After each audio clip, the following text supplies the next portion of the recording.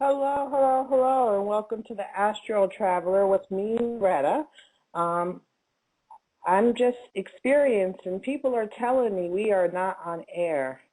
Um, we're going to test this. Sorry about that. Reset, are we on air? Because he's saying that there's no sound. I want to continue to talk like we are on air. I'm hoping that we are. I want to welcome everybody to the Astro Traveler once again with Retta, and I'm happy to be here.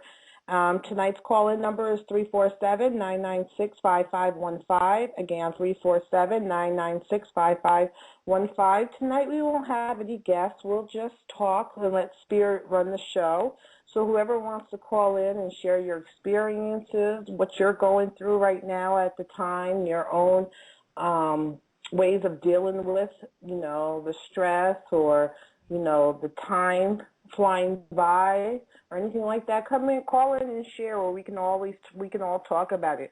Well, tonight our favorite Jay, Free Energy Jay, is back online, and I want to say, hey Jay, welcome back. Yeah, it's been a long time away. Yes, it has. And we missed you. I hope we are on. I hope we're still on. Well, the council says we're on. I know. Reset's saying he doesn't hear any sound. So let me hear. Oh, somebody said yes, they hear us on. I don't know what's going on with Reset. It must be his power or his internet or something's not working, but they said we're on. So I just want you to say you came back and just tell me what you've been going through for the last month or so since you've been off. Well, basically, I had nothing to do, so I worked on my own internal technology. A lot of clearing, a lot of meditation. And so you always talk about clearing, and maybe some of the listeners really don't understand what clearing is. Could you give a brief description of what clearing is to you and how you go about doing this? Okay, basically, the light that is you shine it in your chakras, and it brings up emotions that you have placed judgments on. What you do, you embrace the emotion totally and remove the judgments, and it causes a raise in vibration. It also diminishes the awkwardness of having such things manifest in your reality. Wow. So you've had a month to really focus on that. Oh, yes. Well, that's awesome. And you talk about your meditation. How do you meditate? I'm very interested because people do it all different ways. And even though I say I don't meditate, I think I actually do when I'm in bed or before I astral travel. I believe I'm meditating, but I don't meditate in a regular sense of the word. How do you meditate? Well, first what I do is put my feet firmly on the floor to be good and grounded. I put my hands on my kneecaps. I take a deep breath, visualizing my heart chakra, bringing light from within, and I send that light first down to my root chakra. Then I take another deep breath and send the energy again to the root chakra. The third deep breath I send through my arms into my feet, and I activate the chakras on the bottom of my toes. Then after the fourth breath, I do the same thing to the leg. Then I raise my arm above my heart, and I take a deep breath, energize my heart chakra, and I send it to activate my hand chakras. And I do it one more time. Then what I do, I take energy in and I shift it into the 8th chakra, which lies about 4 inches above the heart chakra and about 4 inches out. And that causes you a shift into your 5th dimensional body. And what I do is energize myself, and I go up in the frequency all the way to source until I encompass a bright, shining white light. Then I inhale, and the white light comes from within myself, the heart chakra, and I move it into each chakra. I work one chakra at a time, and it will bring up emotions. And after you get through the emotional area, what it brings up is yawning, and you start taking back your subconscious and making it conscious. All right, I have two questions for you. Okay. How long does your meditation take? How long do you usually meditate for?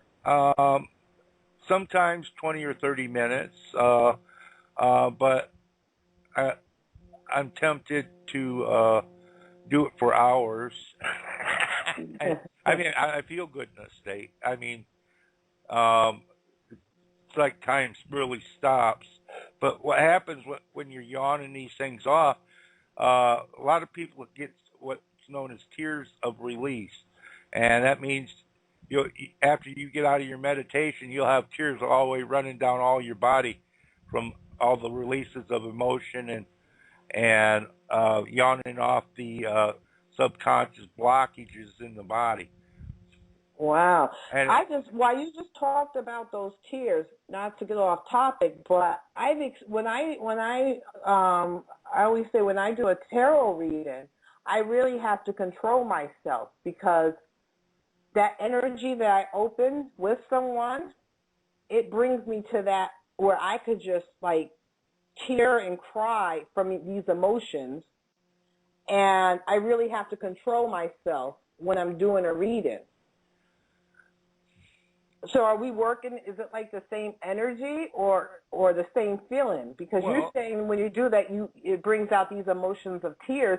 And when I'm ready to cry, it's not like a sad cry or nothing. It's just like I'm emotionally filled. It's not, there's no sadness or nothing with it. It's just that the body reacts that way and produces tears.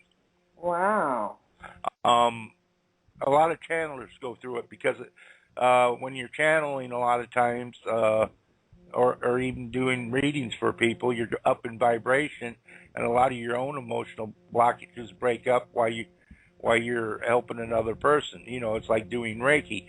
The Reiki master gets the energy first, so as the energy flows through of the Reiki flows through the individual, not only is the person who's intended to be healed is being healed, but also the Reiki master. And that's wonderful. And it seems like the more accurate and on point I am, the more emotional it becomes. Oh, right. But the best part about it is after you release a lot of these emotions, all you are left with is things like joy, peace. You feel attuned, more in tune, more in harmony. You feel appreciation for all things. Yeah, that's true. And I have to say, I try to hold it back because when someone's in front of me and I'm giving them a tarot reading, they're looking at me like I'm crazy because I'm crying.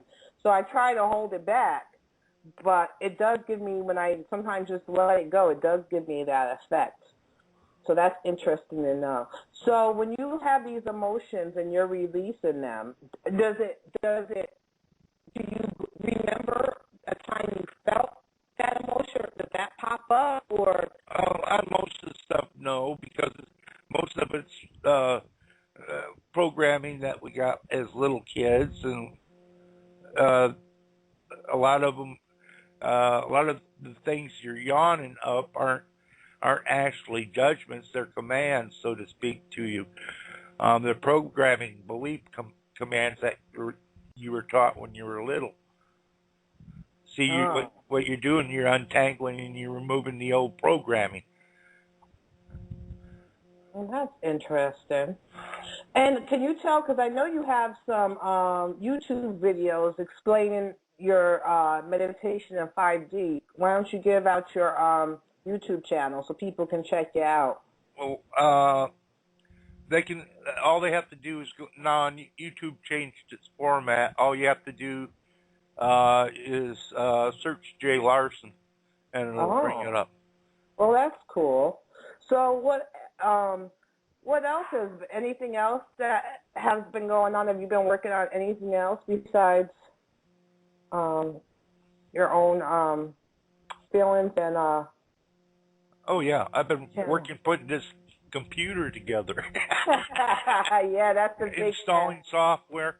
See, I got to install the software so I can catch up on the radio shows that I missed during the meantime, and turn them into videos and put them up on YouTube for people. and we all appreciate. So even my shows are even on there. So everybody check out Jay Larson's YouTube page. You'll hear almost everybody from Type 1 Radio is up there, and Jay Larson's 3D meditations are up there, and they're always good. And I'm a person who does not meditate, and I mean, he even got me to meditate one day, and it was amazing. But that was always fun. Again, today's call-in number is 347-996-5515. Today we're just going to be talking. Just let whatever spirit guides us, we'll go there. And I was talking to Jay earlier today about how time and how it's affecting me and him or differently. He's experiencing it differently. As me, I'm experiencing, like I've kind of talked about it a lot of times, but it's like every week the time moves by even faster than the week before. And it feels like I'm always on catch-up. And you know, this is the time where, you know, I'm getting distracted, and I really now have to focus on not getting distracted because the things that I want to get done, I'm sorry, that's my phone, are kind of going by the wayside, and I'm off in another direction, and before I know it, it's time to go to bed, and it's just going by so fast, and I feel like I'm not doing everything I'm supposed to do. Yeah, you're doing about a month's time in about a week. Yeah. And how are you? How is it this time affecting you, if it is? Well, I meditate 2 or 3 times a day, so to me, I don't really notice it. I don't notice the days as such. I don't pay attention to them, but well, I don't have nothing to do anyway, So Well, I just when you talk about paying attention, that's true. I don't really pay attention. Next thing you know, I think it's like Tuesday, and somebody's telling me it's Sunday, and I'm like, it's Sunday? I thought it was Tuesday. Well, see, now I got something to keep track of what day it is. All I got to do is look in the bottom corner of my computer, and it says Thursday, October 11th. So I know what day it is and also what time it is. So I don't have to worry about such things. And I've been telling, because you haven't been on, but like the last 2 weeks I was telling people, and I've experienced it more and more and more people are telling me their experiences. I've been talking about how the veil is like beyond thin. It is so thin right now, and I'm seeing more and more spirits. I feel like more and more spirits are trying to interact with me. And I feel right now my psychic intuition is more and more in tune than it's ever been. And especially if I go by my first feeling and my first thought, I've been working on that more and more lately. But all night, it's like my room is a disco, a disco dance hall. There's people going in and out all night. Oh, well, mine's like an energy vortex that the energy, the atmosphere gets so solid. This is the only way I can say it. I mean, you can see the atmosphere in my room. Mm. And it's real. I'm not scared, and I've been trying to tell people too. Don't be scared of it, because fear is an emotion that the negativity thrives on. Once you remove your fear and come into your own, you are a being so strong and so magnificent and so powerful, you just don't even realize it. So you got to really remove fear. But I just watch them. I really do, and I know they're there. And now I'm getting to the point of where I'm trying to communicate with these these shadows or whatever. I don't even know what they are. Some of them I feel human. Some of them I feel they're not human. And at the same time, when this is happening, I was telling you, it's like I'm in between dimensions. And people are like, how do you know when you feel like you're in between dimensions? I'm like, well, I don't feel like I'm firmly in this reality. I feel lighter. It's like my body doesn't feel the same. My head doesn't feel the same. It kind of feels like when you have the flu. If anybody remembers when they were really, really sick and so out of it, and they felt like they weren't really there, you know? If you've ever been sick that bad and you really don't feel like you're like, what's going on? That's how I can see. And then things in my room are there and not there. Like I'll look at the wall and just the top part is there, but the bottom part is like not there. And you're just you really feel like you're in between dimensions. You actually know that you're not in 4D Earth right now. And anything is possible. One day I'm waiting for when I'm in between these dimensions that something's going to pop out at me. But what's funny, too, is sometimes when I wake up, that happens to me. When I just wake up real fast, I don't even know who I am. I have the minute of not even realizing who I am, where I'm at. It's like I don't even know anything. I'm looking around kind of like, you know, you ever be like when you turn on a computer and it doesn't boot up properly. That's what I feel. Sometimes when I wake up, I'm not booting up properly, and I'm like, okay, where am I? Well, one of my meditations, I ended out of this solar system. I met another portion of myself, a female fairy, and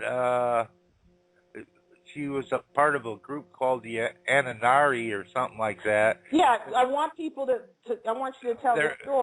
So this is part of past life, right?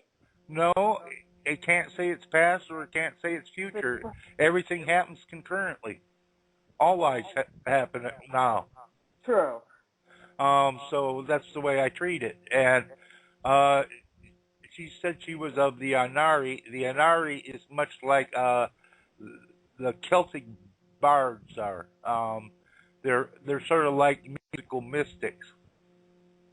Wow. And that's strange. I bet you they're beautiful, and their voices probably are like very beautiful. But the impression I got where I met her, she was. It was at night. She was sitting on a rock, looking up at what looked like a large planet and a moon. Wow. And the impression I got that it was in the Antares star system. And where was that? Not that we know where that is, but where do you know where and about that is? No, I don't. That's just came to me. Wow. And so was this fairy that you seen human looking like us?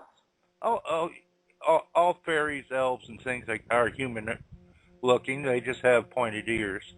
So it's hard to tell a fairy from an elf unless they're wearing wings. Most of them don't. You know, it's like a personal preference because they can fly. You know, it's like an angel. We sometimes see wings on angels. They don't necessarily have wings. Our minds just interpret that they need wings to fly. You still there? Well, like you've told me a lot of times. Can you hear me? Yeah, I can hear you. All right. I think there's something going on. People are saying there's echoes and stuff. I know we've talked a lot about, you know, fairies and stuff, and you feel like you have a connection to fairies as well as I. I know in one of my astral projections that I was in the land. What do we call it? It's the land of the fairies, basically. And it's very beautiful. It's very, very green, and it's like woods, but just beautiful, luscious woods. And in one of my, I don't know if it's concurrently or anything, but one of the men was my husband. And I knew he was my husband. So I don't know if I went into some a fairy or an elf body, or if that was me, but I felt that that was my husband. And we had fun. I mean, we went swinging through the trees. We were jumping from tree to tree, playing tag, and it's a wonderful place to be, fairyland. And you have connections with fairies, too. Oh, yeah. And it really makes you think, like when you watch the Lord of the Rings and stuff like that, where they get their characters from. Because it was strangely, like 2 months ago, I had you know the guy with the who's looking for the ring, the one that said my precious precious. Oh yeah. Smegel. Yeah, one of those jumped on my back a couple of weeks ago when I was sleeping and kissed me. And I bit him. I bit the crap out of him. But he jumped on my back and then pulled my hair back and kissed me with his mouth that was just like, and you talking about it just brought it up. I was like, yeah, he kissed me. Those things are real. So it makes you really think, you know, everybody thinks these directors are such geniuses thinking up these characters. No, these characters, it makes you know that these directors and stuff are dealing with the esoteric because these entities are really real. People are remembering things. Yes, there is my phone again. I'm sorry. This phone is trying to distract me. Sorry about that. My phone doesn't ring all day, but when I have the show, it wants to ring back to back. I'll just shut off the ringer. So you think it's more that people are remembering? Oh, like yeah. And stuff. And you got to remember, all the dimensions are interlaced. It's just like a multi-layered chocolate cake. They exist on the same level. It's just what vibratory state you're focused on is what you see and what you don't see. That's so true because I remember in my very first, you know, when I first started astral projecting and I would go to planets, I wouldn't necessarily see anything on the surface of the planet. Not to say that there wasn't anything in the planet, but when I went to the moon, I didn't see anything on the surface of where I flew by. And then I went to Jupiter, and I really didn't see Jupiter as a planet. I felt more as it was like a energy gateway or something. And then the sun was the same thing. It was a life force, an energy force with many different souls. But, yeah, I didn't see – I thought when I flew by the moon, I would see, like, all the bases up there and stuff, but I didn't see any of that. Well, what Retta says, on most of the advanced races that are living on larger planets, they don't live on the surface, they live within the planets. Yeah, and like inner Earth, you know, because that way you don't have to worry about asteroids and yeah, because and I was just talking about that coincidentally today, and there was a lecturer that I listen to a lot, and his name is Dr. Delbert Blair. I suggest people, you know, find him on YouTube. He's a person of color, and he's a metaphysician. He's been practicing metaphysics way before it was ever popular. I think he started in like the 60s or 70s, the early 70s, late 60s. And he always says the most intelligent entities or beings do not live on the surface. They live in the earth because the surface is, you know, you can get struck by asteroids, you can get, you know, earth shifts, stuff like that, that most of the smart intellectual beings really live inside the earth. Mm-hmm. So that's strange that you just said it. It kind of clicked to me because he believes the same thing. Well, Lemuria, they had wild beasts on the surface. They lived in tunnels and caves and stuff. I mean, they tunneled into inner Earth. That's how they discovered it.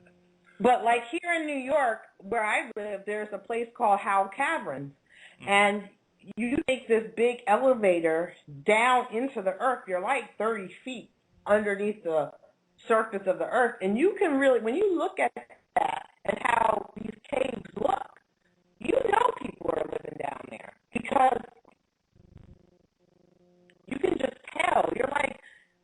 people or entities would not leave this. There's places to live. Some people think it's just packed up with dirt. It's not. There's many open crevices all over this planet. In fact, if you had to go to survive, if you found a nice caving system, you could take wood and stuff with you, grow mushrooms and stuff underground without even lights. And I always think, like, you know how they say, and I don't know what you feel on this matter, but they said there's an inner sun too. Like the core is the inner sun. Well, Ramtha says there's a small sun, and it gives off a greenish color because of the copper. There's a lot of copper in the waters and stuff. So you think the beings are more copper-based down there? Well, that's what Ramtha's explanation of the aurora borealis. If you ever noticed, it's sort of a greenish color. Yes, it is. He says, well, that's because what you're catching is the crystallization of the cold atmosphere up there is reflecting the green sun's light, and so that's what you see as an aurora, is that green sun's light reflecting off the ice crystals. Wow, that's very interesting. And we were talking earlier where Hi Rabbit, Steve from the Micro Effect. Thank you for having me on the show a couple of weeks ago. He was talking about how he has a guest that's talking about the inverted Earth. I don't know if I necessarily believe the inverted Earth theory. What do you think about that? Well, I know about the inverted Earth theory because at one time I lived down in Naples, Florida, and up just north of Bonita Springs is where the group that the cult group that or religious organization that believed in the inverted Earth, but they were celibate, so they died out in the 1800s. Wow. So what did the celibate? Not even we always talk about sex. What does celibacy have to do with their beliefs in inner Earth? Well, they believed in an externalized version of that. Inner Earth, the stories of that's been all the way past, was well known at Atlantean times. They used to visit in there with their aircraft. And didn't the Mayan people say? I mean, there's a folklore down in South America about when the earth changes happened, these mantis-looking beings came and took the people from the up on the earth and brought them deep into the caves. Oh, yeah, well, see, not only in the inner earth, there's a lot of cavern systems that have extraterrestrial life. That they have bases and stuff here. You know. Yeah. Because I have a feeling, not even to say anything, but it was strange a few months ago. It might have even been last. I can't even tell because time is just flying by. So it could have been 2 months ago. It could have been last month. But here, because I live in the capital of New York, here in the capital, we had an explosion downtown by the governor's mansion and where the government businesses are. An explosion happened underground where all the potholes went flying. Mm. And that was kind of strange. The fracking up there? I don't know. I really haven't explored that. But it makes me think something else is going down there because people look at upstate New York, even Albany, even though it's the capital, you know, most of the governors and stuff really don't mess with us. They go, you know, they stay in the inner city, but a lot of the politics go on here in Albany. All right. And not only that, since you're close to the mountain range, a lot of military up here too. Underground bases. A lot of militaries up here, and then you know what Albany is being known for? They're trying to be known for. They want to be the nanotech capital of the world. So they are giving these nanotech companies very huge incentives to come here, and it's working. And they have nanotech companies all over here. Mm-hmm. And also, we have the other Wadsworth Center. You know, Wadsworth, where the CDC is. We have the second center now. It's in Albany, New York. Mm-hmm. Strange enough. But for this little town, many things are going on. And we were also talking about earlier today, did anybody see the Russia Today report about Russia? There was a mushroom bomb cloud. A bomb went off and a big mushroom cloud happened. And there's some sources are saying it's the Draco and the Anunnaki fighting amongst themselves. And there was a fraction of Dracos there, and a bomb was dropped. But if anybody wants to look into it, go to Russia Today. They have videotape of the big old mushroom cloud that happened in Russia. And you hear right after the mushroom cloud is formed, you hear another big boom. And I was amazed today that it wasn't nowhere on news at all. That's a big thing. They're saying it was a 10,000 pound, that's big. It wasn't on mainstream media today. Mm-hmm. I would have thought that was I thought that was, information that, would be all over the news, but it's really not. So, any other, so we were talking about, again, everybody, the phone number is 347-996-5515. Come share your thoughts and opinions. Again, 347-996-5515. We love to hear from you. And share whatever you're thinking about. Today we're just going to talk and let spirit drive us, and we're just going to have a conversation and just talk about different things. So we've been talking about the inner earth.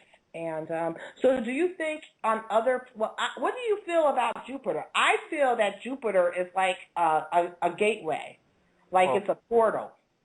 Well, it may, at one time, scientists figured that it is getting pretty close to becoming a star because of the nature of it and its size.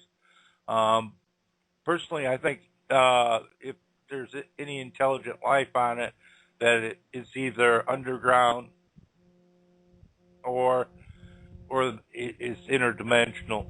Interdimensional. Interdimensional. I feel like it's because it draws like a lot of people who astral travel, and when they're going amongst the stars, it feels like I've had a lot of people. It draws that like you feel a pull, and next thing you know, you're at Jupiter. Back in the 50s, there's this woman that was known coming from Venus, and she said that originally there was 4 star races that came to this solar system: a black race, a red race, a white race, and a yellow race. They said the black race came from landed on Jupiter. The red race was on Saturn. The white race went to Venus, and the yellow race went to Mars. I think the yellow race was closer to the sun than all the other races. What happened was, after the almost to the point of the downfall of Lemuria, one instance said that life was getting unbearable on the other planets, and what happened was that the ones on Venus, Mars, Jupiter, and Saturn went interdimensional. They went up in frequency, while the people that were left here stayed here. And this person said there's only one physical city on Venus left, and there's a corresponding one in the dimension above it, and they actually drop down in frequency to use physical vehicles and interact with humans, mostly people that were up in the area of Tibet and stuff. So they lowered their frequency by intermingling with us. they lower their frequency on the planet that they are at, and they have physical saucers, and they fly here and intermingle with it. Other races like the fifth dimensional Palladians and stuff like that, and some of your fourth dimensional races, they just lower their vehicle frequency and temporary and intermingle. Then they get back in their vehicle and they go to their proper frequencies. So a lot of the what are considered extraterrestrials can be ultra-terrestrials, which means they're just different dimensionals that live on the same planet as us. And I think there's a lot of them. Mm-hmm. I also got to tell you, lately, I've been getting a lot of whispers in the ear. I've been hearing a voice. It's a woman's voice. I really need to try to explore this and try to understand, but I think our frequencies are a little off because it's mumbled. I can barely hear it. Yeah, I used to get the same way when I was up in the Superstition Mountains. In Solid Stone, I could hear a woman's or a child's voice seemed to be talking, but it was like a whisper, and I couldn't quite make it out what was being said. Yeah, it's happening.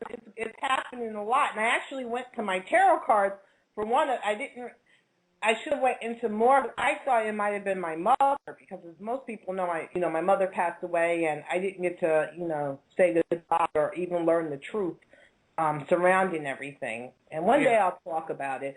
But I thought it was my mother speaking to me, maybe trying to communicate to me. I asked the cards, and the cards said no, it was not her. And I'm wondering, well, who is this woman? I don't know. It might be a spirit guide.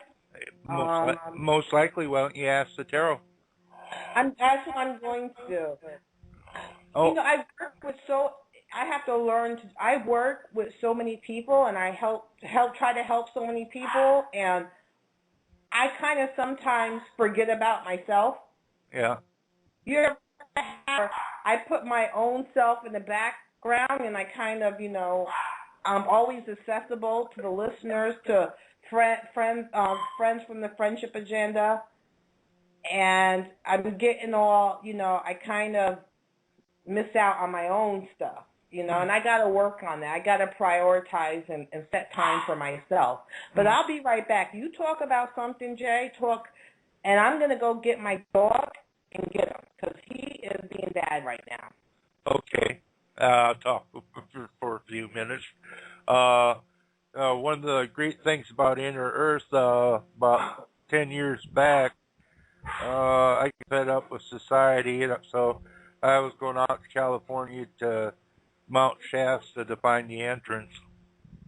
And so I picked up some gold prospecting equipment along the way, too. I took a bus up to Shasta, as far as around Shasta Lake, which is up by Redding, and from there I hitchhiked up to Mount Shasta. 2 or 3 days later, I actually found on Indian land just before Mount Shasta, I found a tunnel leading into the mountain. It was actually what they call a volcanic vent, basically where the lava used to come out of, and the caretaker for the property said I could go and use it if I wanted to, and I said no, not at this time. It was just good enough to get the vision here in Phoenix and travel there and actually learn something from it. Wow, I caught the tail end of that. Thank you, Jay. The dog, I had to lock off my kitchen completely because the cat is teasing him. The cat ran outside, so she's outside the door laughing like, ha ha, I'm outside, you're in there. And the dog is just going crazy. So I closed. I have a door that closes off the kitchen. So I have 2 doors, so I closed them. So now he's upset and running back and forth because he thinks a door is going to magically open for him. Go in the kitchen. Well, when it does, that it could be that guy with the briefcase. Oh, yeah. I mean, I've seen And that's the thing too. I was like kids, like my son. I wish I knew what I knew now back then, because I believe my son. I believe he still is, but he's shutting it down because he's scared. But I You know, believe my son is very, very psychic, and he sees a clairvoyant. He sees the other side. It scares the bejesus out of him. I didn't understand for a long time why he would go. I mean, he's 10 years old and he'll jump. He used to jump in his sister's bed and have to have all the lights on. You would think that I would put two and two together, but I didn't, because I was so asleep, and now I look back and think about some of the things he told me about. He used to see a man going in my room with a briefcase, and they used to peek in his room to look at them, and then they would go in my room while I was asleep with the briefcase. So I don't know what was going on there, but he sees a lot. And when one of his best friends got murdered last year or the year before, because time is going by, his friend appeared to him. And I'm grateful. I even have that in my old blog. I try to write down a lot of my experiences when I have the time on Retta at blogspot.com. I haven't wrote anything in a while, but the last story on that website is about my son and his friend, and me thanking his friend that passed away for giving him that opportunity, because when it happened, my son was very angry. And, kids don't think like how we think as an adults. They get angry, and sometimes they'll just let their anger control them. And my son, thank God that this boy appeared to him, my son was able to release that anger and able to, focus on school. So I always thank the spirit of that boy for visiting my son and letting him know it's okay. So, are you guys? Am I still on? Jay? yeah, Hello? we're still on. Oh, I just okay. had my mic muted for a Muted. moment. Okay, because sometimes I get a little. I'm so used. Like last week, the service was horrible. I kept getting cut off and getting distracted, and it was a mess last week. Okay, now you have some outrageous manifestations happening around you. Now, if you have something external, those things are mirrors to the internal. Yeah. So if you want to get rid of what's outside, you change what's inside. And the easiest way is to do these clearing exercises. You don't even have to close your eyes. Sometimes I have my eyes half open, so I don't miss anything. but actually, a lot of things happen because when you're doing these clearings, a lot of times it shoots you out of your body and you remember things or visit. Like I said, I visited that fairy that was me. And it made me feel good to know that, gosh, that I don't look like hell in all my incarnations. But some people forget that, even though we're on the radio or we have these experiences, we're everyday people too. We have struggles, and sometimes because we're on the radio or because we are becoming not a leadership, but trying to help others, awaken to their abilities and stuff, that stuff tries to really distract us and really it hits us a lot more frequently. We don't always talk about it because I'm not one to deal, but I've been throwing some doozies. Yes, people. Please do not put me on a pedestal. I am not Michael. I'm not Michelangelo's David, and I prefer to wear clothes anyway. Exactly.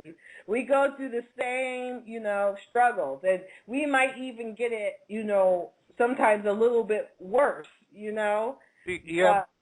Being more on the other side, sometimes you forget to buy that extra roll of toilet paper, and it leaves you stranded where you would rather not be stranded. So don't ever think or look at us as, we are just like you. We are on our journey. We are having experiences. We're just normal, everyday people. The only thing is that, we're on this vehicle like type 1, and we're talking about it. We're bringing our experiences basically public, so it gives people an arena, all people, to have a place to talk and to conversate and to, share each other's experiences. So it's not so lonely. And don't have regrets about the past, because every decision you're a perfect being, and you're always perfect. So whatever you do is just bring in a new part of the game. That's what you got to look. We're down here to have fun and play. And don't think when you die there's going to be a God sitting there judging you. When you pass away, you judge your own self. You don't have somebody judging you saying you're good or bad. There is no heaven and hell, so to speak. Yeah. Well, actually, God comes down there and talks to you, and you go through this review, but you find out that God is actually you. But that's what I'm saying. It's you. But you don't realize it at first, but pretty soon then you begin realizing, when you get all your senses back, having the filtered experiences where you forgot you were you.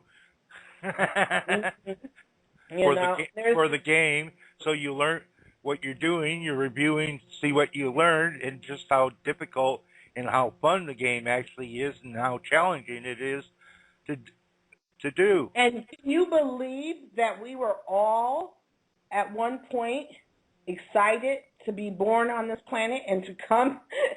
This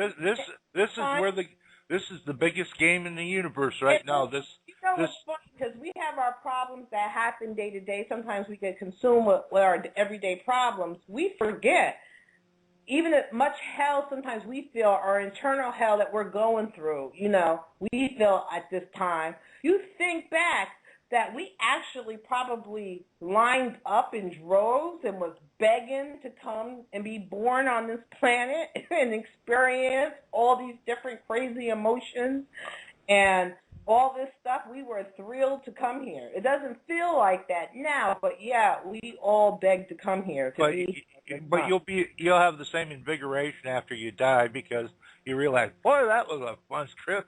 It's just like a roller coaster ride. But that's funny. You think about that's all types of things, even when even like, let's say you go out and get drunk one night and you had the best time in your life, but then you wake up the next day and feel like crap. But then 5 days later, you remember that great time. You're like, well, that was great. I had such fun. And that's exactly what we're, right now we might not think it's so fun, but if you kind of think of it, this is the greatest game in the world. We're all chess pieces. It's like a virtual reality. Mm-hmm.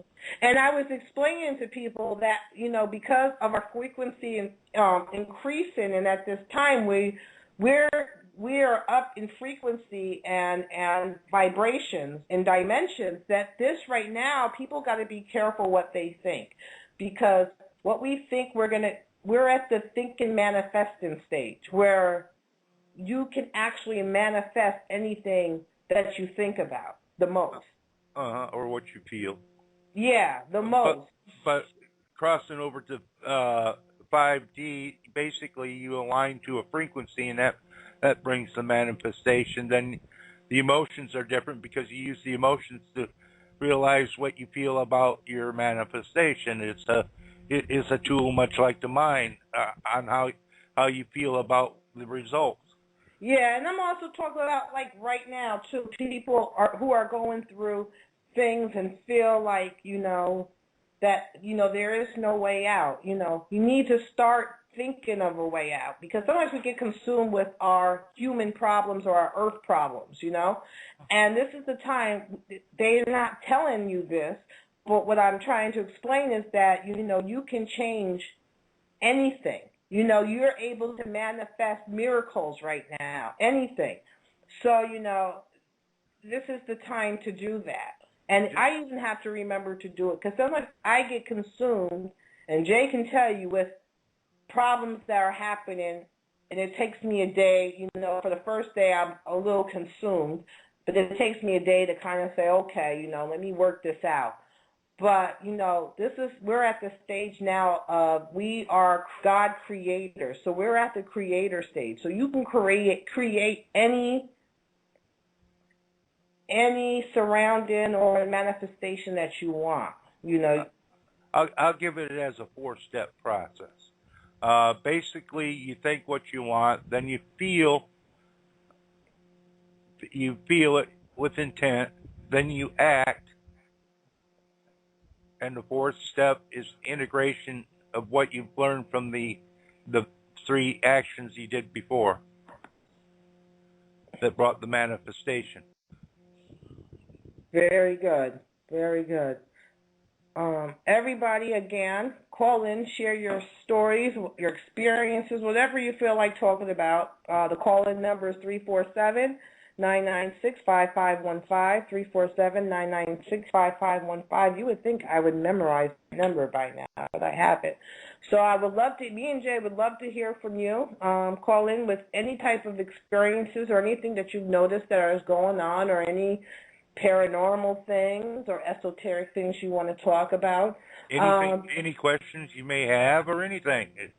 We're open to a much broader view. So on a couple of websites, there's like 3 or 4 websites right now.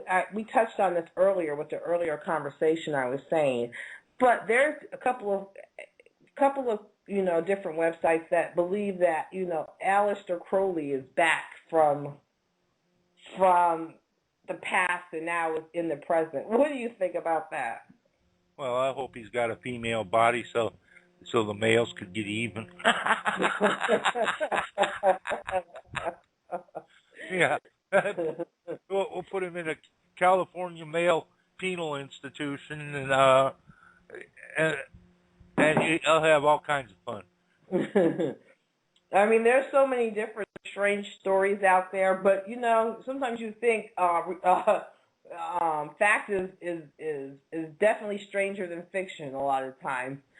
So a lot of these things you hear and see, you're kind of thinking like, And also on Project Camelot, I have noticed that they're talking a lot about the Chinese that are in the San Francisco Bay. You heard anything about that, Jay?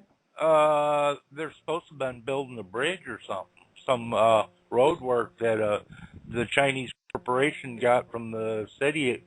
This money that was supposed to... Well, they're saying it was Chinese military. Oh, it's not...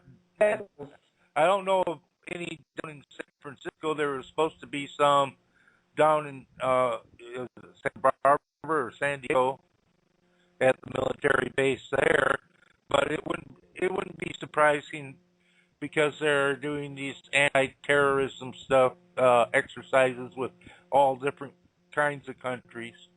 Mm-hmm. Everyone from the Russians, Chinese, probably the Mexicans, the Germans in Texas.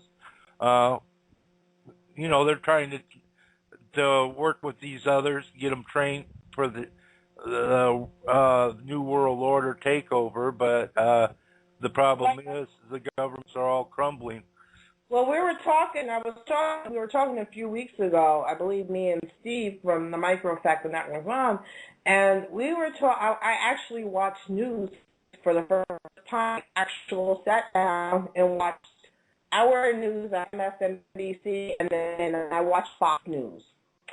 And oh my God, it was the Israeli prime ministers, ambassadors, come on and basically trying to guilt us into starting a war and demanded that we start a war. And they were on national TV saying they were attributed, if we don't start the war, then we're condoning another Holocaust. So they really feel like they're the victims in the Holocaust state right now, which they're not. Well, they talk about their Holocaust, but they don't talk about the American Indian and the Holocaust with it. Or the Indonesian, or what happened in Cambodia with the Pol Pot, or during Africa, or during the Russian Revolution where they killed all those about 6 million Ukrainians. What about Sudan? Where they, and the Sudan. And you know why they don't talk about those places? Because there's no money. Yeah, and they already have. So it's no interest. See, money drives the media. But what if one of our political people went over, let's say, and said that about any other country, and we went to a country saying if you don't go to war, you are committing, let's say, slavery, because this was the biggest thing in American, or doing another genocide to the Native Americans or something, and we threatened another country into going to, people would be like, what the hell? They would be down, oh, America this, but nobody's saying nothing about Israel basically demanded that we start throwing nukes at, Iran. Hey, and everybody knows Iran doesn't have the nuclear capabilities of... Oh, yes, they do. You think they do? They don't make their bombs. Sure. I think they have it for power and energy, but I don't know if they have enough to, like... They don't make their nukes. They got some from the Russians. Oh, the Russians gave them some. Right. But they don't know. They haven't built their own. No. But the problem is, you people need to read the Bible, especially the first 3 chapters, Genesis, and the stuff wrote about Moses' movement and stuff. Talk about Holocaust. The Jewish people did the Holocaust against the Canaanites and all that, killed men, women, and children. Mm-hmm. And I want to make a point. We're not talking about like Jewish people. There's a difference. There's sometimes Jewish people, they know that there's a difference. Well, there's the Zions and the Jewish people. Yeah. The Jewish people are religious people, just like the Baptists are, or the Muslims. But Zionism is something else. Zionism is the corrupt faction which Christ kicked out of the temple. They are the money changers and stuff. And people don't realize is that real, true rabbis are even fighting against Zionism. Right. And Jewish people are, Jewish people know the difference when they know that we're not talking about, when they talk about anti-Semitic, which is, anti-Semitic is not a word that's owned by the Jewish, the Zionists, which they think it is. They think anti-Semitic. Yeah. They use that word all the time. But they know that people are talking about Zionists. But the Zionists use that Jewish, anytime somebody says about Jewish, they go after them. And they're not representing the real Jewish people. I don't have nothing against regular Jewish people, no. No, the Zionists worship Lucifer. Yeah, which is nothing godly at all. And it's a shame that these people hijacked, this race of, they're not even a race. I don't know why Jewish is the only people that choose their religion as their race, basically. Mm-hmm.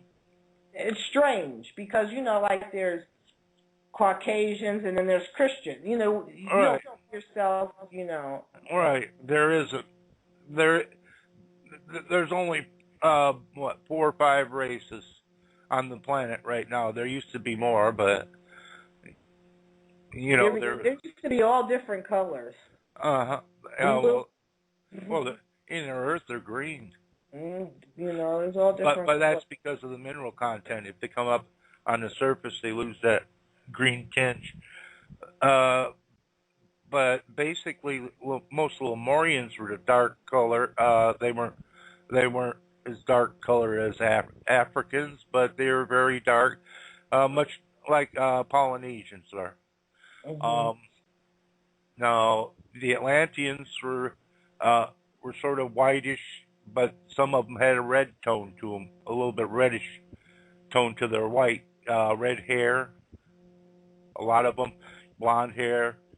But that's why you hear about the stories in the Aztecs about Quetzalcoatl, the white man with the beard. Mm-hmm. But also that one of their egress points out of Atlantis was Ireland and Scotland and England, and uh, basically the Celts and the Bard and a lot of the ancient Gaelic was uh, the language is related to Atlantis. Mhm. And not that I want to see one because I haven't yet, and I haven't ran into one yet. But these reptilians, I have never. Watch, I run into one because I said I've never run into one. But I've never had an experience with reptilians. Have you? Uh, Not on planet. I've been to reptilian type beings, but they were more dragon. Uh, What do you mean dragon? Were they Were they? they they they they had more like a crocodile or alligator type head to them. Not the reptilian ones have a head much like a human, except that they're scaly and stuff. Of course, you also have there was two reptilian type races. There were back long ago. There was a regular reptile race, and there was a what they call snake race. A what race? A race that were related more to snake. Oh, They're okay. human. That they were human like snakes. And a lot of the symbols in the um, um, Indian stuff, where you get the seven-headed cobra and stuff like that, were very symbolic to spiritual natures. But those races, like the Anunnaki was a hybrid race. As So far what as is I got. what does the Anunnaki look like to you? They look human. They look Much. human. Some of them have tails like reptiles. They're they're a mixed race, but they're originally out of the Palladian system, supposedly. So they're a mixed race. So what are they? Mixed with human and reptilian? Yeah, because The Anunnaki? you got to remember the Palladian star system has all kinds. They even got cat people there. Yeah, I've heard a lot of people said they've had experience with cat people. I was told that every animal that's on this planet is a being, a representative of a being. Well, even trees that become fifth dimensional are in human form. Well, trees. I believe plants and trees have a spiritual soul, Mm-hmm. and I kind of call a lot of them kind of like the elementals. Like they all have a spiritual. Well, see, they have elemental helpers on the lower levels. Well, you got to remember, a chimpanzee probably has elemental help, but they're also starting to develop consciousness. A chimpanzee can be taught to talk using a machine. Yeah, chimpanzees are very smart. Right. But and I believe a lot of these plants and these animals are helping us increase our vibrations. They're absorbing a lot of our somewhat karma or. Well, look at it this way: you can ask the fifth dimensional version and the sixth dimensional and what have you of the same plant has intelligence enough so you can talk to the third dimensional plant and get answers. But the answers are coming from a higher level. They're evolving like everyone else. They evolve. Because I've heard people who said, I've seen people who talk to other plants and sing and put music on their plants. I mean, are absolutely beautiful. You can really see that, Yeah, and they respond to love. Mhm. But the thing is, too, they're evolving a type of body, you might say, or a machine, so they can interface with the world, so they can be part of the game. There are very many viewpoints or parts you can take in the game called Earth right now. You can be a consciousness in mineral and still be aware of the game, more aware of the game than what you would in a different way. It just gives a different perspective. That's an interesting thought. Yeah, because I believe... And a lot of your early higher races in vibration take humanoid insect form. Humanoid insect... What are you talking about, like the mantoids? Yeah, like the mantises and stuff like that. And ants, bees. Yeah, I believe that every animal or plant has a higher... They are like a replica on this planet of... Who's that one? Max Egan, or who's the other Australian down there that took the astral trip? I don't know. Talk about cricket. Oh, you talking about George Kavakias? Yeah, George. He talked about cricket people too. He talked about what people? A race of cricket people. Oh. On his adventures. Oh, I've never seen it's just so magical out. Oh my God. Yeah. It's just so magical out there. It's all the same intelligence. And he said on the moon that he experienced a person that looked like, you ever watched the Stargate? But the Stargate Atlantis? Yeah. And they have those beings with the white hair, and they kind of look like they're reptilians, but they have the... What are they called? They suck the energy out of the people like the vampires. Yeah. He said those beings are real. Mm-hmm. He said he ran into a being that exactly was like what it was on Stargate Atlantis. What is that being called? He said it was on the moon. I don't remember what they're called, but I know what you're talking about. Yeah, most people who watch, because most of us, I love like all the different Star Treks and stuff, and I believe a lot of those episodes, like Star Trek and Star Wars, and even what's the other one? Battlestar Galactica and all that. Well, they're all telling stories. You know, a lot of stuff is based on truth. Look at Chewbacca. He looks just like a Yeti. Yes, and I think those are, to me, I feel those are interdimensional beings. Well, yeah, they can travel. They can come into this dimension and leave. That's why nobody can, like, really find one. Uh-huh. They see them, but they don't find, like, a dead one or, stuff like that. They're interdimensional. And then some people say that those beings are beings that usually warn. They come around when there's danger or something going to happen. Like, they try to warn people. Mm. When you see that, be worried. Well, not really. There's a number of people on the internet have friends or friendships developed with the Yeti and stuff. And they have male and female. What's his name from Wolf Spirit Radio? Dave Corsel. Oh, Dave Caruso? Corsel or whatever his name is. Yeah. He has Yeti around there, and they play with his animals. Mm.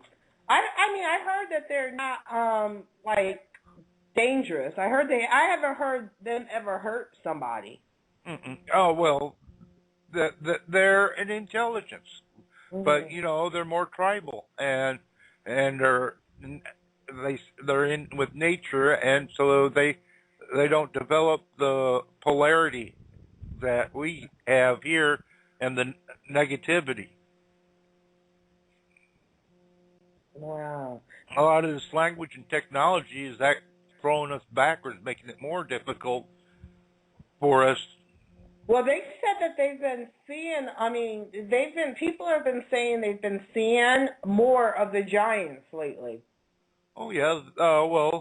The giant race is basically the Lemurians. But I think he also had some Lemurian Atlantean half-breeds that were fairly tall, too. Like Ramtha was supposed to have been half Lemurian, half Atlantean. And he was, about 12 feet tall? Wow. And what's funny is that people like the scientists are not saying it, but if you look back at ancient texts and the ancient pictures and stuff, humans was alive at the same time dinosaurs were here. Mm-hmm. And not only that, some of the big grave sites they found, where they found human skeletons that some of them were as big as 80, would have been as big as 80 feet.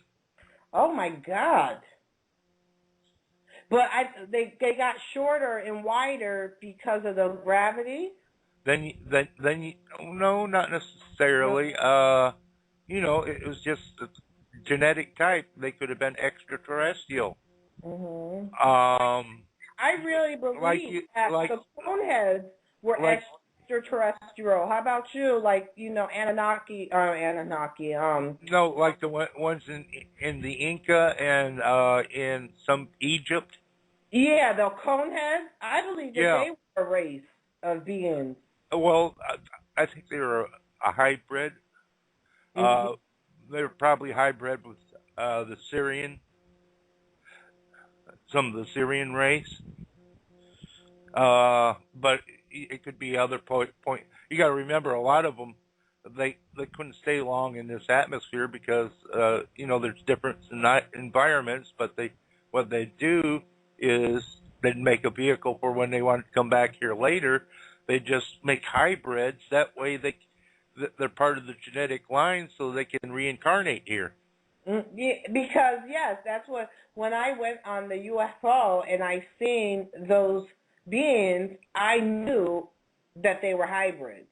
Hmm. Yeah, I mean, But you just instantly know that I knew that they were hybrids, and that's a well, good thing. So if they make it, then they can reincarnate on this planet. But I wonder if when they reincarnate, do they remember, no, or do they they still have the veil. reincarnate? The Huh? as you pass through the womb, You you forget all. get the veil. The only way that they wouldn't forget all is if an Egyptian king died and they mummified the body, and some scientists took and cloned the individual from the DNA from there. They would Hmm. they would remember in full awareness to the point that they were at. Wow, so you think that when they get cloned, because we know the government is cloning people and cloning things, so Uh you think that a clone is able to, they don't, because they're clones, they remember? They do if the person that was deceased, because as they clone them, the DNA makeup is agreeable to the one that's deceased, so it So inhabits they the would come body. back? Does that make a conscious choice to come back in that body? Now, I'm all, Right, right. wow. That's why they did it, because the extraterrestrials gave them the Egyptian Book of the Dead so they could do that. Because the mystery schools, they had gone so far, but they couldn't defeat death yet because they weren't evolved. They didn't have enough time to activate the eternal gene, so to speak. And that's a lot of things that it brings me to, a conversation we had months and months ago, about the werewolves and, the vampires and stuff being, kind of magicians, Hmm. black magic as we call, because I really don't think there's a difference between white and black, is how you use it. Hmm. But they were on the other side. They're able to remember going from that dimension to this dimension. So they were trying to cheat death so Hmm. that they would, come back. Well, what they do, they bury their body before it died, and it stay in the trance state, and just stay in their astral body. And then come back in the body when they feel like it. Well, they come back in the body most of the time during sunlight hours, because just because the night is more indicative to the veil being closer, Mhm. because everyone's in a dream state. It makes it easier to make the astral body more solid. You don't see many Yeah. people. And the You more don't. that you you don't. more of the wee hours, the easier it goes. Right. It's very difficult to consciously astral project in broad daylight. I've Because done it, but it's harder. I have yeah. to be really, really exhausted, and it happens when I'm like taking a nap in the daytime because I'm so tired Mhm. and run down. Then I'm able to, but What's easier is to astral project in the nighttime and just time travel with your astral body into the light. Very much so. And as we were like earlier, we were also talking about, we talk a lot. People are like, damn, they had a lot of conversations today. Yeah, we do. We've been playing catch up. But we were talking about like the timelines and remote viewing and stuff. And I was talking about how military uses longitude and latitude. I mean, and I said, I can use longitude and latitude, but to me, I just think of the place and I'm there. Mm-hmm. So I wonder why the military uses longitude and latitude when if they just think of the place, they can be there too. Well, they created a protocol so that there wouldn't be any guessing or filling in the blanks by the conscious mind. Oh, all right, I get that. That's understandable. Because they're using the intelligence gotten from that for spying and intelligence. So they didn't want it colored in any way. Mm-hmm. And I was talking about how when you are in remote view, and remember when they did the remote viewing experiments and did this, what they did was put longitude and latitude on a piece of paper, sealed it in an envelope, and just brought the envelope in by a different person who didn't know. That way, it couldn't be attributed to telepathy to take you there or anything else. So it was basically like a system of, you know. It was a protocol to avoid extraneous information projected from the conscious mind. I get it. I can see because I mean you can see how sterile their process would be. So I understand that now.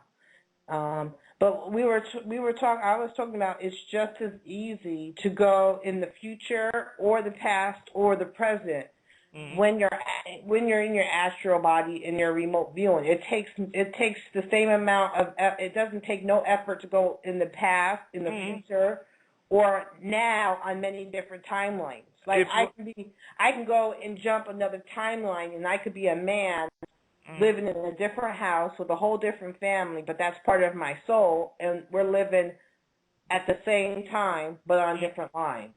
Right. Now, what you can do,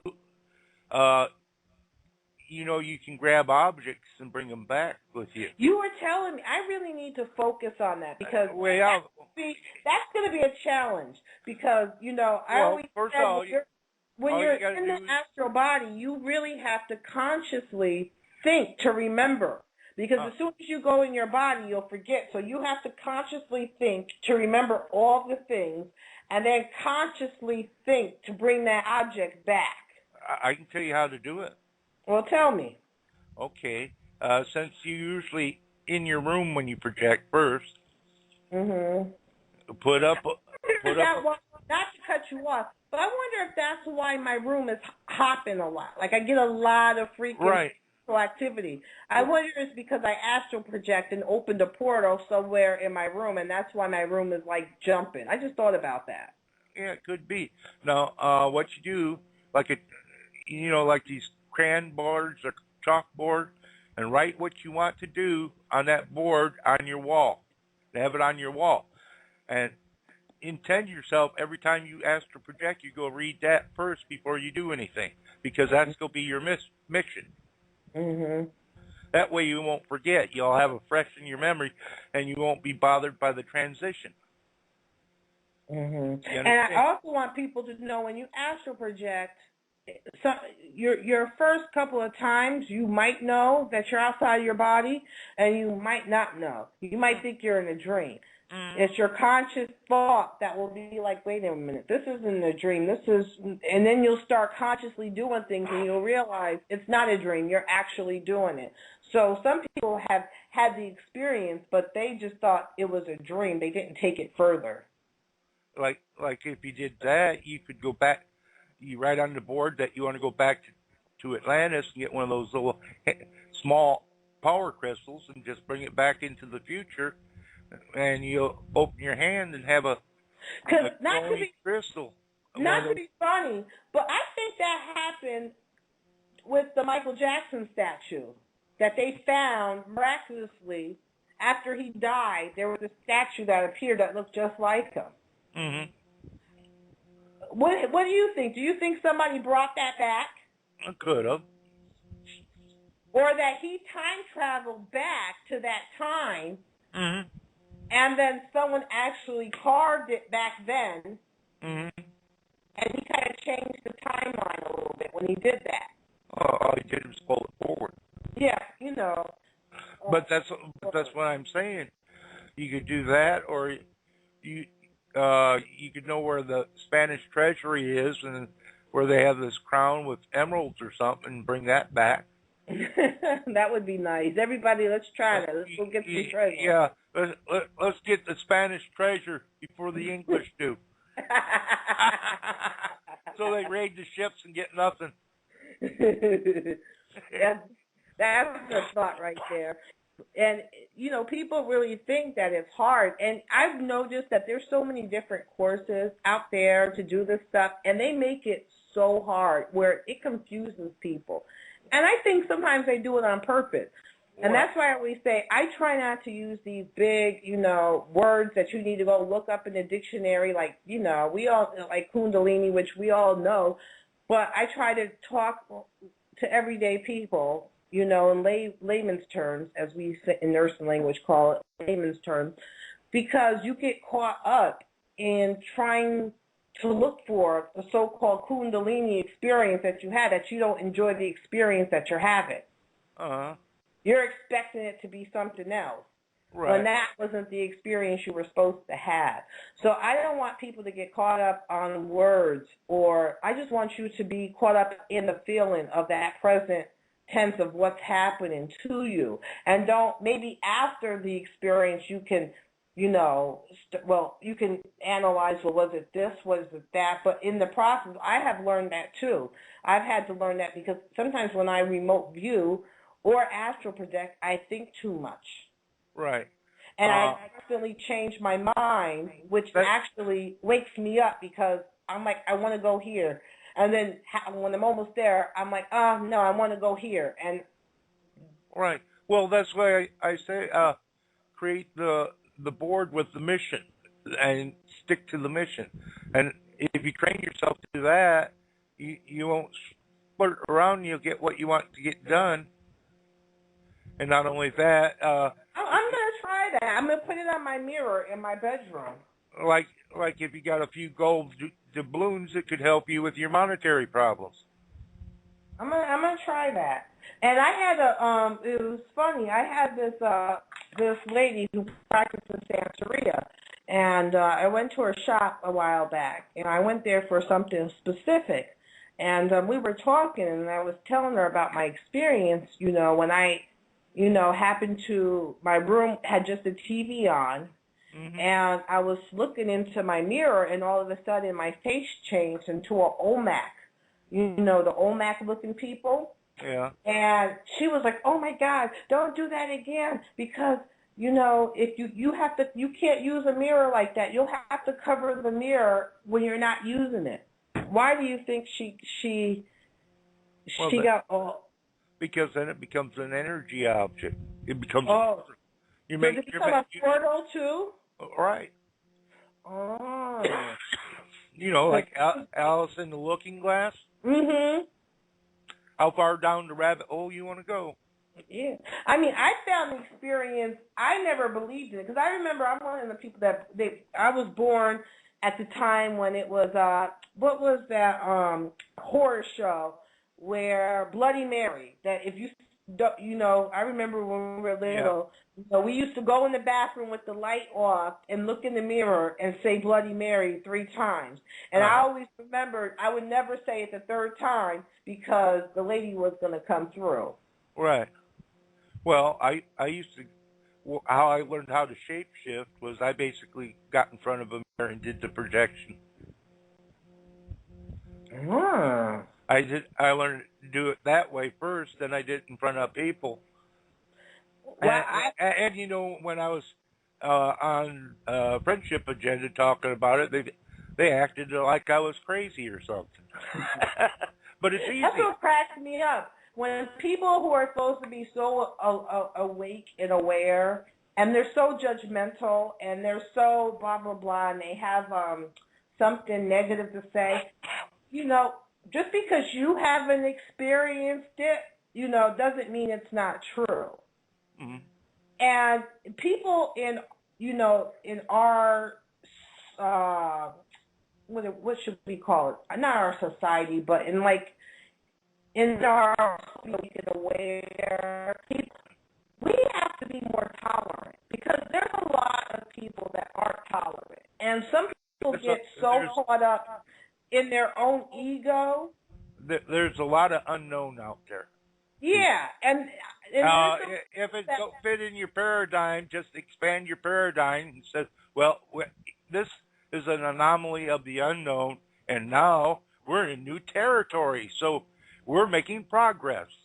Or you have the people that are so, their ego is so big that they think they have the answer and they know everything. I'm sorry, none of us on this planet know everything. We know maybe 1% of nothing. Well, I look at it this way: the more I grow and expand, the problem is when you grow up in vibration and power, the first thing that happens is the universe expands even more. Mm-hmm. So you know less than what you did when you began with, because the universe has become greater. And there's more and more possibilities. Yeah, because you can access more. Yeah, and I'm one of those people that say, do what, I always say this, do what resonates for you. You know, my way might not work for you. Your way might not work for me. Do what feels good for you. And when you do what feels good for you, that is your right way. We can both climb the tree, but it doesn't mean that we need to both climb the tree the same exact way to get to the top. Right. You know? And people get so hooked on their way that that's all. They don't even realize it. They become like the Jehovah Witness that comes knocking on your door.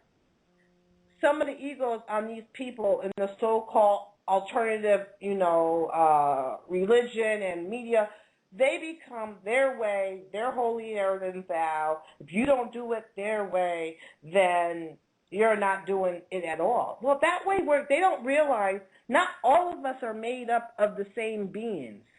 Yeah, and not only that, it's the imagination, which is the magical part. And we're all God creators, so we're creating our own experience that pertains to us.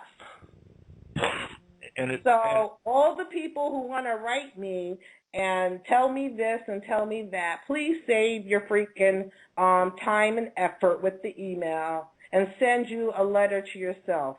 Get a life. I'm just giving the 411 to that. Well, if you want to describe your experience, more power to you. Send it to it. We're open to any new portions of the universe. Just don't place any judgment on it. That's what I'm saying. Everything's a unique adventure, and we welcome different points of view because then it gives us a little more rundown of what's actually happening. Yeah, that's why I'm always one that says, call into the show. The only way that we are going to increase in frequency and vibrations is sharing, because that's how people learn, is from sharing from each other and learning that way. Because every time you tell me a story, Jay, I learn something new and something different that I can do myself a different way. Hey, you want to learn how to shapeshift? I can give the exercise over the air. Well, shoot, go ahead, do it. Okay, basically, I do a little exercise. Visualize breathing take a deep breath and breathe through your eyes. Inhale through your eyes and exhale through your eyes. Inhale and exhale. And when you get that, now I want you to get in front of the mirror.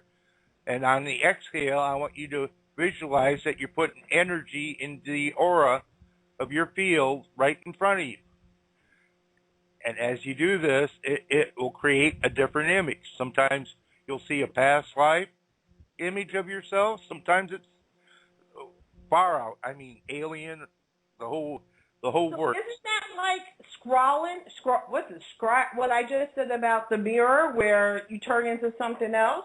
Right. Scrying. Is But that how you say it, scrying? Scrying you usually do with cards. It's like a form of remote viewing. With cards? No, you do that with the mirror. You stare in the mirror. Yeah. Well, scrying, when you're looking for a place or something, or images, usually it's a type of remote viewing without leaving the body. Oh, okay. You're using your clairvoyance to look at a distance. All right. Well, go ahead, finish. I'm sorry for interrupting you.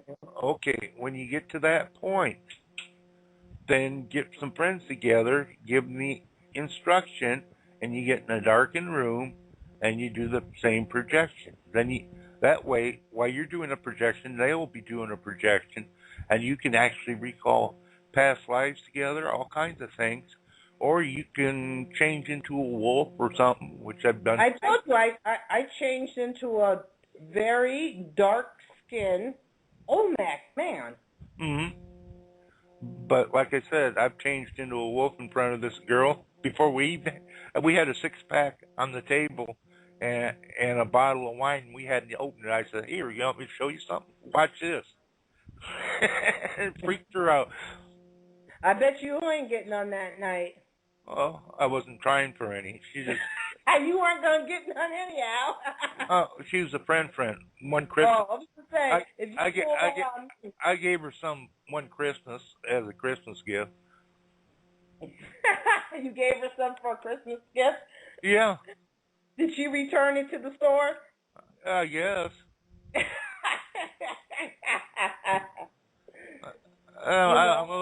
One thing that's so wonderful and magical at this time is that, there's millions and millions of people on this planet. Is it millions or billions? I think there's 7 billion people. Yeah, something How many like people are? 7 billion or 8 billion. And just think, it's 7 billion different experiences on how to climb the tree. All right.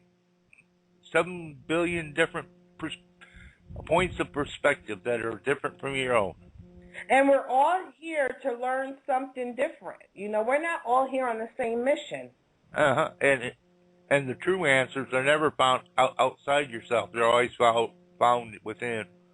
Very true. Very true. We're coming up on the last 24 minutes, so if anybody wants to call in, the number's 347-996-5515. So call in. We got 25 minutes on the show. Everybody, I want to remind you to go. The 2 lucky winners last week was Reset and Juan Carlos, and hopefully tomorrow I can get out, and I'm going to send off your little Organite. Remember, everybody who enjoys the show, the Astral Traveler, Retta on Facebook, the Astral Traveler with Retta on Facebook, and like us. We now have a Facebook page. You can email me at the Astral Traveler 1@gmail.com. The numeral 1, don't spell out 1, just the numeral 1, Astral Traveler 1@gmail.com. Also, if anybody is interested in, any tarot readings or any of my tinctures, I have homemade organic tinctures from cold medicine to cough medicine. I also have made a lot of salves and lip balms and lotions and sacred baths and stuff. And all my ingredients are 100% organic and good for you, and they're all personally made in my kitchen. So if anybody's interested in that, email me at rettaware @gmail.com, Retta Ware, RETTAWARE @gmail.com. And my website will be up hopefully soon. I'm still working on it. I just really the last few days, and it will be called botanicalwitch.com, and there I will have all the salves, I have some for eczema, for dry skin. I'll have face washes for acne, and all beautiful, wonderful products for a great value. And, if you're ever interested in a tarot reading, just contact me, and I'll be happy to set up a time and an appointment for you. And I thank everybody for coming today. And, Jay, I thank you for spending the 2 hours with me. I really enjoyed it. You've been gone for so long. I know everybody can come reach you at the Friendship Agenda, too, and at Facebook. Why don't you give out your information? Okay, Jay Larson on Facebook. Or you can contact me at STEM Portal. That's STEMPORTAL 111 @gmail.com. And your YouTube page again.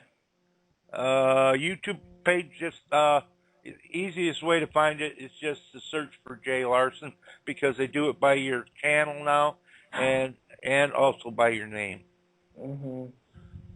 That's like, and it's so funny when you talk to, I love talking to you, Jay, because sometimes when I talk to you, you expand something in me.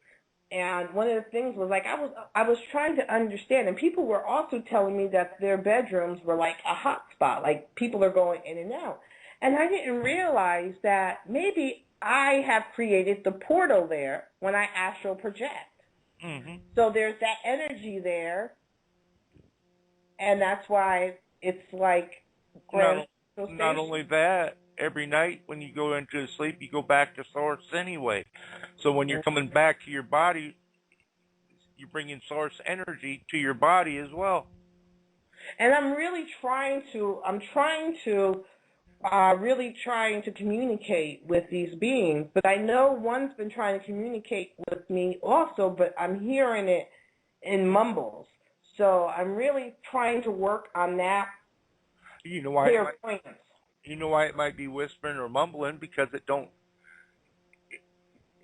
Remember we were talking about it being a young child? Mm-hmm. And it may not know the language, or it may be talking baby talk. I mean, one time it was so close. I was so tired, and when I'm tired, I don't care if spirit wants to talk to me or not. I'm tired, because sometimes I don't sleep for 3 or 4 days. So when I'm tired, I'm tired, and I was exhausted.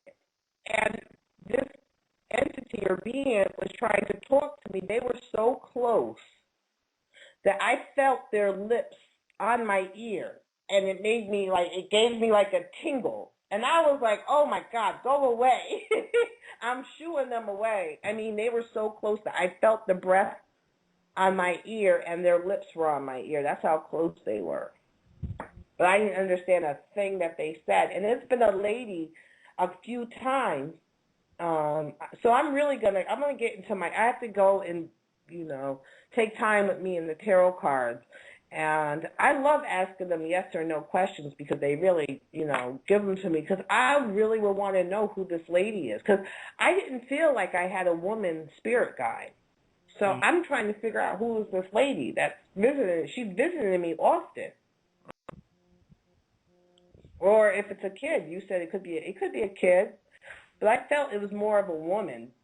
But it could be a young child of a female nature. And I'm wondering, as the time goes on, I'm trying to become clairvoyant. I'm trying to now taking the time and effort in trying, when I see the shadows, I'm trying to see the person, see the whole spirit of what they look like. And I've been working on that for the last 2 weeks, really trying to, because I wonder how people became, like, I've seen a lot of clairvoyants that said, it just started in their 20s or their 30s. They weren't, they weren't born with it, that they knew it just happened one day.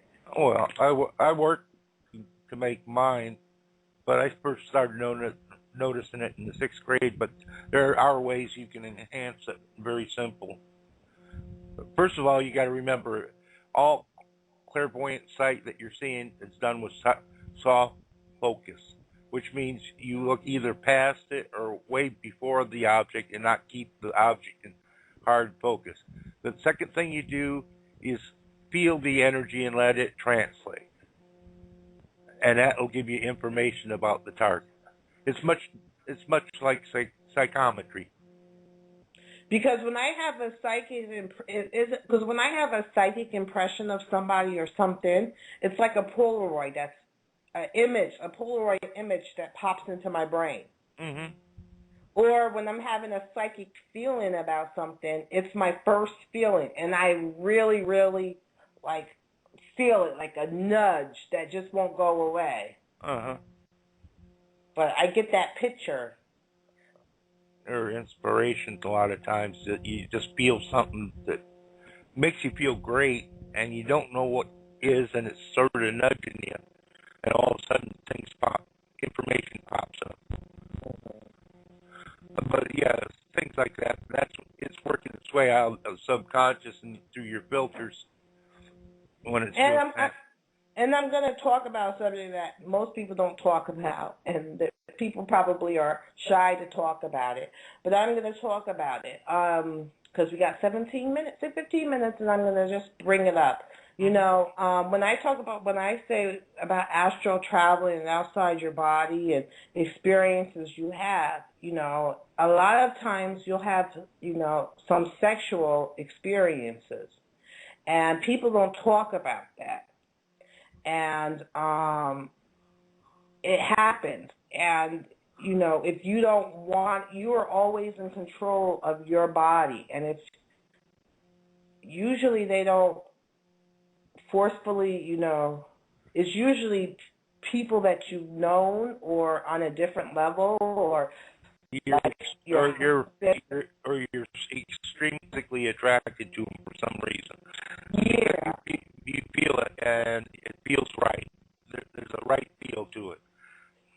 And best way to put it. Yeah. And if it's something that you don't want to happen, you're powerful enough be powerful with your thought to say no. But it does happen. And you're not unnormal. It happens to everybody. Even sometimes people are dreaming and they think, I was dreaming, but that was a good sex. It's not really a dream. It's really happening. You're having an astral experience with the entity. And it does happen, and not to feel ashamed about it or feel anything. If it's not wanted, then, make a conscious, that it's not wanted, but it does happen. And people won't talk about it. So that's why I'm just bringing it up, because if you go in the land of the fairies are very sexual beings. So just be careful. You might get sidetracked with the fairy man or a fairy woman. I haven't known to come up pregnant yet, so I'm pretty safe there. Well, that's safe sex. Astral sex is safe, about the safest sex you can get. Not really, because it has a tendency to draw you back. It occupies your time. And it's more intense than it is on the physical. And this spiritual sex is more intense than it is in your physical reality right now.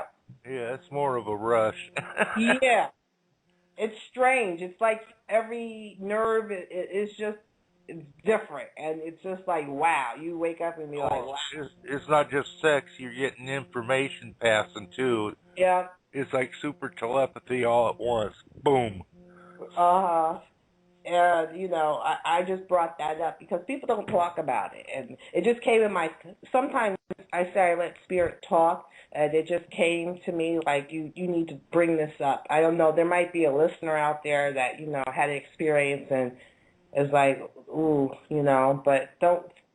Yeah. And if you go to the land of the fairies, most likely you're going to have some fun with the fairies. The fairies are quite fun. They can be tricky, as in magic. When you're trying to work with fairy and elemental magic in this realm, they are tricky. They're tricksters, so you got to be careful. Well, but over in their realm, like in interacting with them, I mean, if you just open yourself up, they are the most beautiful and loving and free-spirited. Yes, beings. But, they are very protective of nature. And children. Against nature on this planet, and you're doing things to animals, or I wouldn't suggest going to see the fairies. Or if you are doing things to nature and animals and trying to harness that elemental and fairy magic, they'll be really big tricksters. So, Or they can be, unless you're visiting them. They're usually not too bad. But they'll teach you two things. First, to become more free-spirited. You got another phone. I know. I've been busy today, I guess. People are calling. And they'll increase your sense of humor, because they do like playing practical jokes. And that's one thing. People don't take spiritualism so serious. The spirits and the entities in other dimensions, all source beings or whatever, they all have a sense of humor. They don't take themselves so seriously. You'll notice when you start interacting with spirits and entities, they're quite funny. They don't take everything as seriously as, they realize it's not, you got to have some love and some fun with it. I've seen a lot of people in our, in our, I'm trying to, what am I calling, in our groups. I don't know how to say it, in the aware people, supposedly awake and aware people, that they become too serious and too structured. And that's not what it's all about. Back in the 60s and stuff, they had a word for that. It's called being square. Party pooper. A party pooper. Basically, you're taking yourself too seriously, you lighten up. Mm-hmm. Especially, you're going to need it in the times ahead. You're really going to have to sometimes laugh and chuckle to get it out, because, we are going to experience a roller coaster. We're going to go from a roller coaster of emotions and... If you're manifesting something that's not to your liking, just laugh it off, then send out to the universe the feeling that this is not your preferred state. And a lot of times it'll change the manifestation to where it'll manifest something to your preferred state. Very good way. Just a hint for the next week. And, enjoy. Even me sometimes, I get wrapped up in, stuff that's going on in the house and, problems or situations that arise. And I get wrapped up, and I've realized that I'm thinking, and the more I get wrapped up in it, the more it comes. So, sometimes you just have to laugh it off, and just be like, okay, joke's on me. Tomorrow's a new day. Let's start a new day. But, and really, it is hard as being humans to really take this as a fun joy ride. And it's not all about love and light, because, all those love and light people, I love them and they're sweet. but there's duality in everything, as above, so below. And you can't just be love and light and ignore everything else. Just remember it's play. Don't take it seriously. Yeah, and you can't ignore everything else. You can't ignore, it's funny how they do it. They think, if I just think good thoughts and this and that and ignore everything, then it's just going to be good. Yeah. And, it sounds good, but there's a lot more to it. Yeah, you're manifesting it for some reason, usually because you've got stuff internalized that is projecting externally. So you need to clean up your act, go inside, do the clearing, remove it, and then you won't have to face it. And that goes for me. By facing it inside, you don't have to face it on your outside. I have that trouble I have that trouble too sometimes. Just because, I'm talking about it and I'm more open doesn't mean that I don't go through the same struggles as everybody else. My purpose for,